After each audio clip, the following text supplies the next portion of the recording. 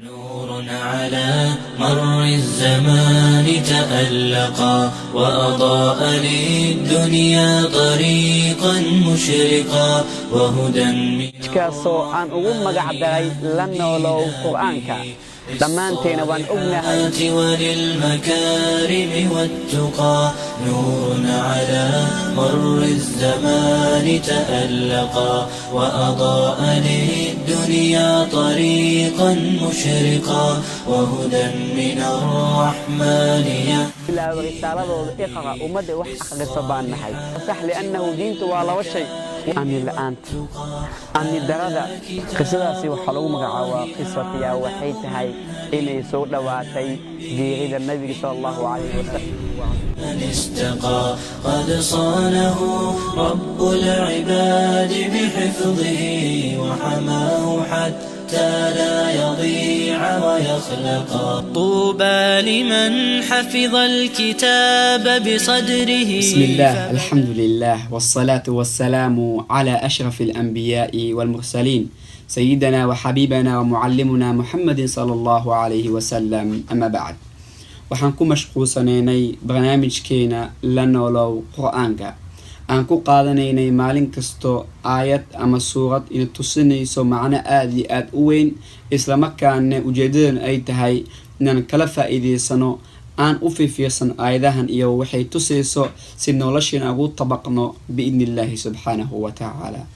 maanta waxaan jeclahay inaan ka sheekeeyo suurad ka mid ah qur-aanka dhammaanteena aan xifdisannahay suuradaasuna waxay tahay suurat lfalaq على مر الزمان تألقا suuradan suurat lfalaq waxay cilaaqo aada iyo aada u weyn ula leedahay suurat nnaas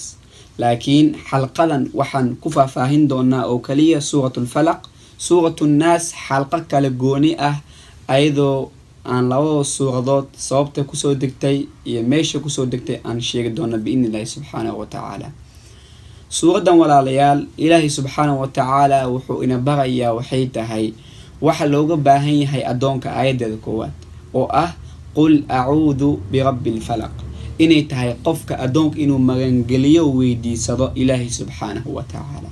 magangeliyadu waa shayga loo baahan yahay qofka oo kaliya inuu weydiisto allah subxaanahu wa tacaala qur-aankan waxaa kusoo aroor tusaale ahaan nabi muuse calayhi salaam qisadiisi fircoon nabi muuse wuxuu dhahay wa inii cudtu birabbi yani waxaan magangelyo aan weydiisanay ikaafinaya sharta dadka sixroolaha shartooda iga kaafinayo rabbigii subxaanahu wa tacaala nabigana sala allahu calayhi wasalam ilahi wuxuu ku amray waxaad dhahdaa acuudu bika min hamazaati shayaatiin inuu shayaatiinta waxay afuufayaan waxay sameynayaan waxay legdayaan waxay yani sameynayaan oo dhammaantii inuu ka magangalo ilaahi subxaana wa tacaala keligii magangeliyo weydiisto ayay ka dhigan tahay ilaahi subxaana wa tacala suuradan uu ku bilaabaya inay magangeliyada tahay cibaada loo baahan yahay qofka inuu u sameeyo ilaahi subxaanahu wa tacaala oo keliya birabbi lfalaq rabbiga subxaanahu wa tacaala uumay falaqa subaxdii markii ay soo waabariisamayso sharta ay leedahay sharta soo ifbaxayo wax kastoo dhib wado uu ilaahay subxana wataala addoon ka magangelaya min shari maa khalaq iyo wax kastoo shar wado sharkiisa yani sharki habeenka ha ahaato iyo sharki yani wixii soo ifbaxayo xayaamada qofka uu ku ifbaxayo wax kastoo makhluuqaad ilaahi subxaana wa tacaala uu uumay qofka wuxuu ka magangelayaa waxay tahay oo ilaahay subxaana wa tacaala uu weydiisanayaa inuu shartaasi uusan asiga asiibin sidoo kale wuxuu ka magangelayaa ibni aadanka walaalayaal sharka dadka wax xasda oo dadka sixira isha ku rida oo u baahan inay ummadda hoojiyaan ummadda ay dhibaan ay u baahan wamaa hum bidaariina min axadin ilaa biidni illah ummadda inay dhibaan ujeedado ay tahay baad ka magangelaysaa ilaahay subxaanahu wa tacala dadka sharta oo qaasadan sixirka ay u mid tahay sharka sixira lowga waqtiga uu guntama uu ku afuufaya uu sixirka bilaabaya inuu sameeyo ilaahay subxaana wa tacala waxaad leedahay ilaahay awood aan iskaga difaaca ma hayste adiga i kaalmey kaalmada xaggaaga ayay ahaatay ilaahay caawi shartaasna ka badbaada baad ilaah subxana wa tacaala weydiisanaysaa sidoo kale waxaad ilaahay ka magangelaysaa wa min shari xaasidin idaa xasad qof kastoo wax xasdayo ku ficlayo ku dhibaateynayo nimcada ilaah kusii aan ula baahan in adi heshid oo kale yani ka dhigayaba inuu asaga nimcada bixiyo ilah ahum yaqsimuna raxmata rabbik raxmada ilaah subxana naxariista ilaah subxana wa taala ayaga maa qeybi ilaahay baa qeybi nimcada ilaah ku siiya kuu diidan inaad adi heshidba xasidkaas baad ka magangelaysaa. suuradan waxay noo tilmaantay walaalayaal 3 shar inuu ibni aadan ka magangelayo ilaahay subxaanahu uu weydiisanayo inuu ilaahay ka badbaadiyo shartaas oo dhamaantii. shuruur 3 ilahan 3 shar waxay tahay haweenka shartiisa iyo subaxdii iyo wixii lamid ahbo iyo yani dadka wax xasdaya oo sixirka ay kamid tahay. yani sixirka walaalayaal waad ogtihiin ma ahan wax fiican, dad qaarkood lagu imtixaamay ma ahan wax fiican.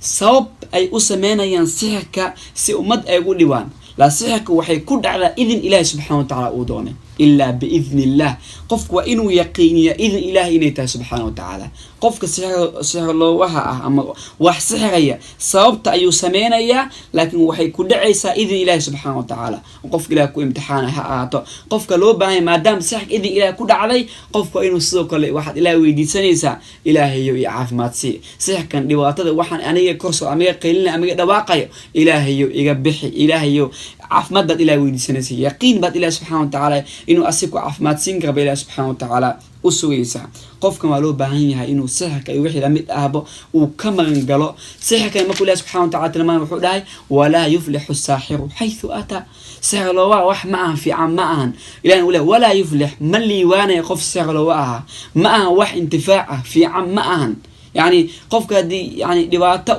لو با إسلام كان قفك سحر لو حتى وحي جاسيسي لو با حل حتى لدلك أي جاسيسي صوت محيتي سل لغبت باذو دبك وأمدك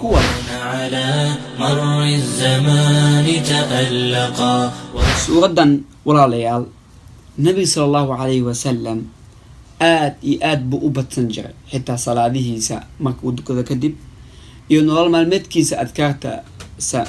صباح مساء وغنجر أي كم التهي وحلوبها قفك إنه بدي قف صامك وحنوصيها أو كله قف مقولة سبحانه كما نقول دبك أمدك وهاينا أو كله واحد انتهى عطو ولا سبحانه كما نقول أيو جنك يصيحك إيشا وقف كما نقول أيو أي تسنيس سوردا. لذلك قف كستو سوردا كله وكل إله سبحانه وتعالى حرقيسا نبغى وحوليه قف سوردا wax ka magan geliya fiican oo qofka dhufeys shayaatiinta insiga jinka gelayo ma jirto waxaan suuradan ka ahayn. qofku waa inuu badiyo suuradan iyo suuradaha la midka ah insha Allah ta'ala. xalqooyinka soo socdana waxaan aad ugu faahfaahin doonaa suuratu naas iyo cilaaqada ay la leedahay suuratu falaq anagoo sidoo kale sheegi doono sababta ay ku soo degtay. hada wa billahi tawfiq. على